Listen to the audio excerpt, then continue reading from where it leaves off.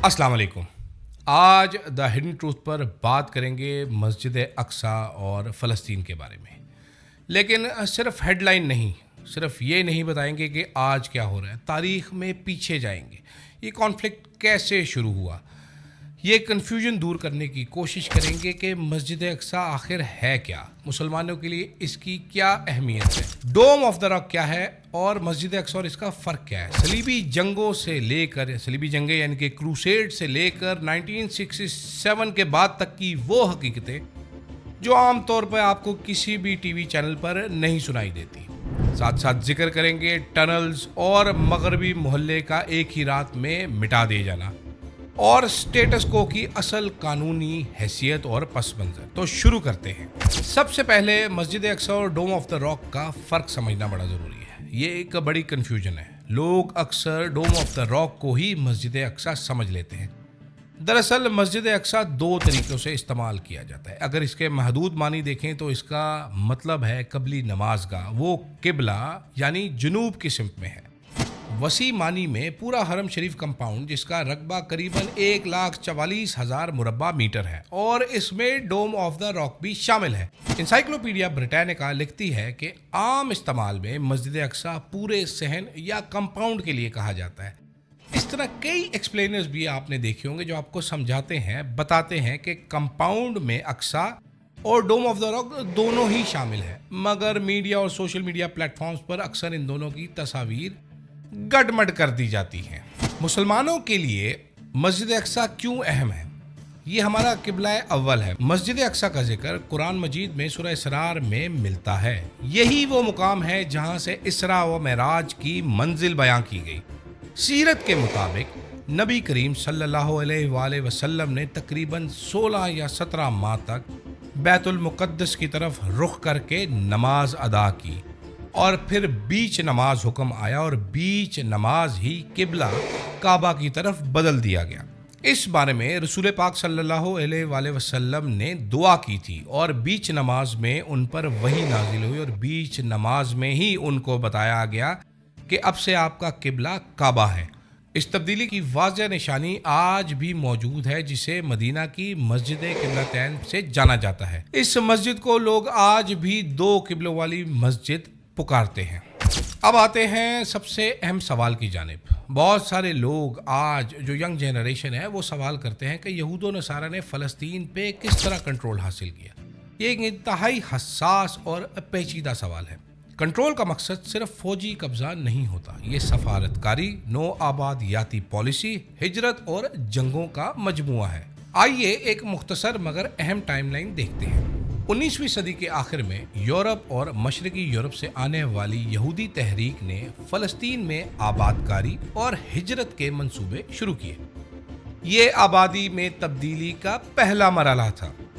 1917 में बरतानवी हुकूमत ने ऐलान बिल 4 जारी किया, जिसमें फ़लस्तीन में यहूदी अवाम के लिए एक कौमी वतन की हिमायत की गई। ये एक सियासी फैसला था जिसने आलमी सतह पर इस यहूदी मंसूबे को जवाज़ और सहूलत फराहम की। पहली जंग अजीम के बाद जब बरतानिया ने फ़लस्तीन का मैंडेट संभाला, इस दौर में यहूदी इमिग्रेशन को कानूनी और इंतज़ामी तौर पर सहूलत दी गई, जबकि अरब मज़ाहमत भी बढ़ती रही। 1947 में अक़वाम मुत्तहिदा ने तक़सीम का मंसूबा पास कर दिया, जिसमें एक यहूदी और एक अरब रियासत की तजवीज़ दी गई, यानी जिसको आजकल आप जानते हैं 2 स्टेट सोल्यूशन के नाम से। आज भी अमेरिका और सदर डोनाल्ड ट्रंप तमाम अरब ममालिक को इस 2 स्टेट सोल्यूशन की तरफ लेकर आना चाहता है। इसको अब्राहम एकॉर्ड का नाम भी दिया जा रहा है। उस वक्त यानी कि 1947 में उस वक्त की अरब क़यादत ने इसे मुकम्मल तौर पर मुस्तरद कर दिया था। 1948 में बरतानिया के इनखला के बाद एक जंग छिड़ गई और यहूदियों ने इजराइल के क़याम का ऐलान कर दिया। इस जंग के बाद लाखों फ़लस्तीनी अपने घरों से बेदखल हो गए। इस जंग में बरतानिया और अमेरिका ने यहूदियों को सपोर्ट किया, उनका हर तरीके से साथ दिया ताकि वो मुसलमानों की इस ज़मीन पर कब्ज़ा कर लें। 1967 की 6 रोज़ा जंग में इजराइल ने मशरकी यरूशलेम, मगरबी किनारा और गज़ा पर कब्ज़ा कर लिया। اس کے بعد آباد کار بستیاں اور قبضے کے ڈھانچے قائم ہوئے جو آج اسرائیل کی بنیاد ہے۔ آج جب یہودی کہتے ہیں کہ ہم یہاں پر بستے ہیں تو یہ ہے وہ اس حقیقت کی بنیاد۔ لہٰذا کنٹرول صرف جنگ سے نہیں آتا، زمین کی رجسٹریشن، وقف قوانین کی تبدیلی اور ریاستی زمین کے اعلان جیسے قانونی ہتھ کنڈے بھی استعمال کیے گئے، اور یہی تکنیکی پہلو ہیں جو کہ آج اس زمینی حقیقت کو بدلنے میں مدد فراہم کر رہے ہیں۔ اس زمین پر کیسے قبضہ کیا گیا، کیسے اس کو برباد کیا گیا، مسلمانوں کے ساتھ کیا کیا ظلم کیا گیا، اس کی ایک مثال ملتی ہے 1967 کی وہ رات جب ایک ہی رات میں مغربی محلے کو ملیا میٹ کر دیا گیا۔ 6 روزہ جنگ کے بعد جب اسرائیل نے مشرقی یروشلم پر قبضہ کر لیا تو اس کے چند دن بعد ہی دیوار گریا کے سامنے صدیوں پرانا محلہ، جس کو کہ مغربی محلہ یا مغاربہ کوارٹر کہا جاتا تھا، اس کو ایک ہی رات میں بلڈوز کر دیا گیا۔ اس ایک رات میں 100 سے زائد مکانات کو مسمار کیا گیا، 100 سے زائد خاندان برباد ہو گئے، پوری کی پوری بستی مٹا دی گئی، اور اس کے بعد ایک بڑا پلازا بنایا گیا جسے آج ویسٹرن وال پلازا کے نام سے جانا جاتا ہے۔ وقت گزرتا رہا اور یہ ظلم بڑھتا رہا۔ یہ ظلم اس حد تک بڑھا کہ 1969 میں ایک آسٹریلین شہری ڈینس مائیکل روہن نے مسجد اقصیٰ کو آگ لگا دی۔ اس واقعے کے بعد مسلم دنیا کو ہوش آیا، ایک شدید رد عمل آیا اور مراکش میں ایک سربراہی اجلاس بلایا گیا۔ یہیں سے OIC یعنی آرگنائزیشن آف اسلامک کوآپریشن کی بنیاد پڑی، جو کہ آج بھی چل رہی ہے۔ 1967 کے بعد سے آج تک حرم شریف اور مسجد کعبہ کی انتظامیہ زیادہ تر اردن کے وقف ادارے کے پاس ہے۔ 1994 کے اسرائیل اردن امن معاہدے میں آرٹیکل 9 کے تحت اسرائیل نے اردن کے خصوصی کردار کو باضابطہ تسلیم کیا۔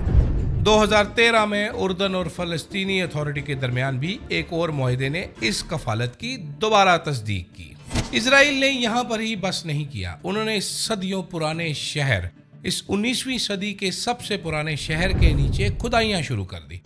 1996 میں جب ایک نیا دروازہ کھولا گیا تو 3-4 دن تک شدید جھڑپیں چھڑ گئی، درجنوں افراد جاں بحق ہوئے۔ یونیسکو نے بار بار ان کھدائیوں اور ٹنلز پر تشویش ظاہر کی کیونکہ اس سے حرم شریف کی حیثیت اور تاریخی ورثہ براہ راست متاثر ہوتا تھا۔ آج جب میں اور آپ ایک انسانی بحران اپنی آنکھوں کے سامنے دیکھ رہے ہیں، ایک جینوسائیڈ کمٹ ہوتا ہوا دیکھ رہے ہیں جو اتنا دردناک ہے کہ دیکھا نہ جائے، آج کی جنگ اور اس کا انسانی نقصان اقوام متحدہ اور عالمی رپورٹس کے مطابق سینکڑوں نہیں ہزاروں افراد پر پھیلا ہوا ہے۔ اکتوبر 2023 سے جاری اس غزہ تنازع میں دسیوں ہزار فلسطینی اپنی جان گنوا بیٹھے ہیں، ان کو شہید کر دیا گیا۔ غزہ وزارت صحت کے مطابق یہ تعداد 65,000 سے بھی زیادہ تجاوز کر چکی ہے، جبکہ لاکھوں زخمی اور بے گھر بھی ہیں۔ مختلف ذرائع کے مطابق یہ اعداد بدلتے رہتے ہیں، مگر حقیقت یہی ہے کہ انسانی بحران شدید تر ہوتا چلا جا رہا ہے۔ آج ایک ایسا وقت ہے جب اسرائیل نے غزہ کا محاصرہ کیا گیا، امدادی قافلوں پر بار بار حملے کیے جاتے ہیں، رکاوٹیں ڈالی جاتی ہیں، جس کی وجہ سے خوراک اور ادویات کی فراہمی متاثر ہوتی ہے۔ امدادی اداروں نے خبردار کیا ہے کہ یہ حالات غزہ میں قحط اور بڑے پیمانے پر انسانی المیے کو جنم دے سکتے ہیں، لیکن یہاں پر کون سنتا ہے؟ امریکہ کا پالا ہوا بدماش اس وقت موجودہ دنیا میں ایک جینوسائیڈ کمٹ کر رہا ہے۔ وہ غزہ کے لوگوں کی، فلسطینیوں کی نسلیں مٹانے کے درپے ہے، اور حیران کن بات یہ ہے کہ اس کو کوئی روکنے کے لیے تیار نہیں ہے۔ عرب ممالک اکٹھے ہو کر بیٹھتے ہیں، باتیں کرتے ہیں، اور پھر یہ نشست برخاست ہو جاتی ہے۔ 19ویں صدی سے لے کر آج تک مسلم امہ یا مسلمان ممالک صرف باتیں کرتے رہے، یہ بیٹھ کر ہمیں مذمتی بیانات جاری کر کے بتاتے رہے، لیکن آج شاید اس حقیقت کا وہ بھی ادراک کر رہے ہیں کہ یہ صرف غزہ یا فلسطینیوں تک محدود رہنے والی آگ نہیں ہے، یہ آگ آپ کے گھروں تک بھی آئے گی۔ اور اس کی واضح مثال موجودہ حملہ ہے جو کہ اسرائیل نے قطر پہ کیا اور امریکہ بہادر کے آشیواد سے کیا۔ آپ کو یہ بات ضرور یاد رکھنی چاہیے کہ قطر میں امریکی جہاز، امریکی بیس، امریکی فوجی موجود تھے، لیکن اس کے باوجود امریکہ نے قطر کے اوپر حملہ کروایا، جس کے بعد ایک بار پھر مسلمان ریاستیں اکٹھی ہو کر بیٹھیں، لیکن کسی ایکشن کی بجائے صرف اور صرف مذمتی بیان۔ اس سے پہلے اسرائیل ایران پر بھی حملہ کر چکا ہے، جبکہ بھارت کے ساتھ مل کر پاکستان کے ساتھ ان کی مستیاں جاری ہیں۔ مسلمان ممالک کو اب یہ سمجھنا ہوگا کہ اس انسانی المیے، اس خطرے سے صرف نظریں چرانا اور مذمتی بیان جاری کرنا کافی نہیں ہے۔ اب ان کو اٹھ کر کھڑا ہونا پڑے گا اور کوئی ایکشن لینا پڑے گا، کیونکہ اگر آج بھی انہوں نے ایکشن نہ لیا تو ان کا انجام بھی آنے والے دنوں میں فلسطین جیسا ہی ہوگا، جب اسرائیل اپنے جیٹ بھیجے گا، اپنے بم بھیجے گا اور آپ پہ بمباری کرے گا۔ اس سے پہلے شام، لبنان، اسرائیل نے جس ملک پہ چاہے بم برسائے، اسرائیل کو ابھی تک مسلمان ممالک میں سے کسی نے ٹکر دی ہے، اپنی اوقات دکھائی ہے، تو وہ ہے ایران، جنہوں نے اسرائیل کے سامنے ہتھیار نہیں ڈالے بلکہ جوابی حملے کیے، اور حملے بھی اس قدر شدت سے کہ اسرائیل کی چیخیں نکل گئیں، اور بالآخر امریکہ بہادر کو بیچ میں آنا پڑا اور اپنے لاڈلے اسرائیل کو بچانا پڑا۔ آج ہم نے اسرائیل کی سیاست، مسجد اقصی کا ماضی، فلسطین کا صرف ایک مختصر سا ایک جامع سا جائزہ لیا ہے، لیکن یہ ماضی کی کہانی نہیں ہے، یہ آج کی زندگیاں ہیں۔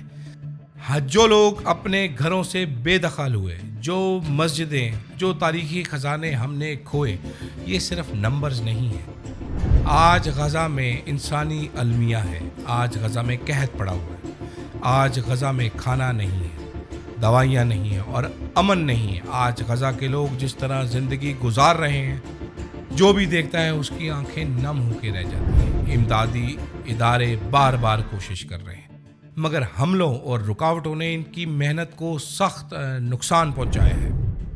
میں آپ سے گزارش یہ کرنا چاہتا ہوں کہ اگر آپ سچ کے ساتھ کھڑے ہونا چاہتے ہیں تو اپنی آواز ضرور اٹھائیے، اپنے حقائق کی تصدیق کیجیے، اور اگر آپ امداد کرنا چاہتے ہیں تو صرف معتبر امدادی تنظیموں کے لنکس کو دیکھیے، ان کا کام دیکھیے، ویریفائی کیجیے اور صرف تبھی عطیہ کیجیے۔